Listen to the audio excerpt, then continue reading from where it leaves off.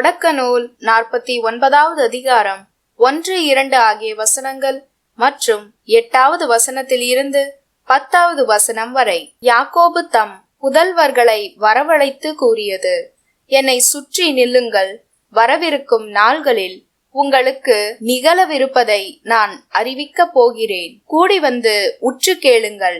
யாக்கோபின் புதல்வர்களே, உங்கள் தந்தையாகிய இஸ்ரவேலுக்கு செவி கொடுங்கள். யூதா, உன் உடன்பிறந்தோர் உன்னை புகழ்வர். உன் கை உன் எதிரிகளின் கழுத்தில் இருக்கும். உன் தந்தையின் புதல்வர் உன்னை வணங்குவர். யூதா, நீ ஒரு சிங்கக்குட்டி. என் மகனே, இரை கவர்ந்து வந்துள்ளாய். ஆண் சிங்கம் என பெண் சிங்கம் என அவன் கால் மடங்கி படுப்பான். அவன் துயில் களைக்க துணிந்தவன் எவன்?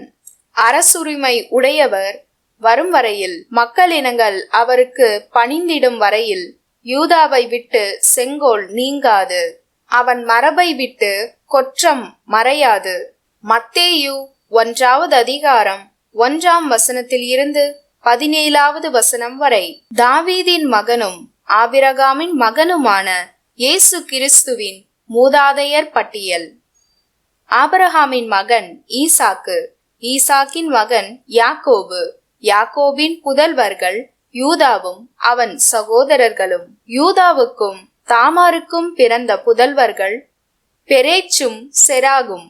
பெரேச்சின் மகன் எட்சரோன், எட்சரோனின் மகன் ஈராம், ஈராமின் மகன் அமினதாபு, அமினதாபின் மகன் நகசோன், நகசோனின் மகன் சல்மோன், சல்மோனுக்கும் ராகாபுக்கும் பிறந்த மகன் போவாசு, போவாசுக்கும் ரூத்துக்கும் பிறந்த மகன் ஓபேது, ஓபேதின் மகன் ஈசாய், ஈசாயின் மகன் தாவீது அரசர்.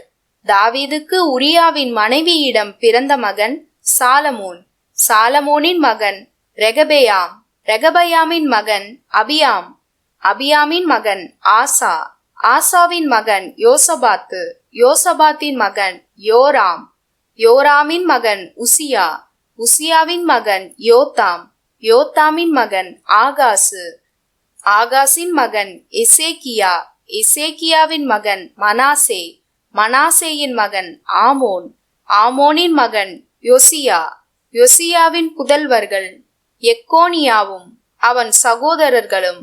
இவர்கள் காலத்தில்தான் யூதர்கள் பாபிலோனுக்கு சிறைப்பிடித்து செல்லப்பட்டார்கள்.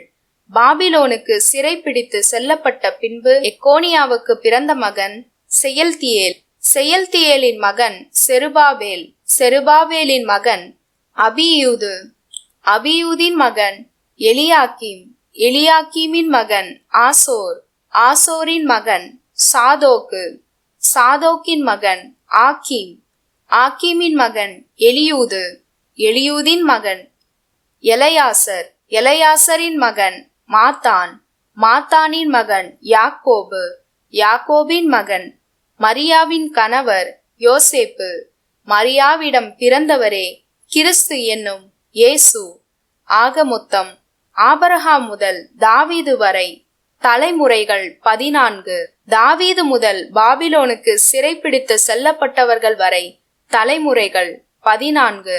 பாபிலோனுக்கு சிறைப்பிடித்து செல்லப்பட்டவர்கள் முதல் கிறிஸ்து வரை தலைமுறைகள் 14.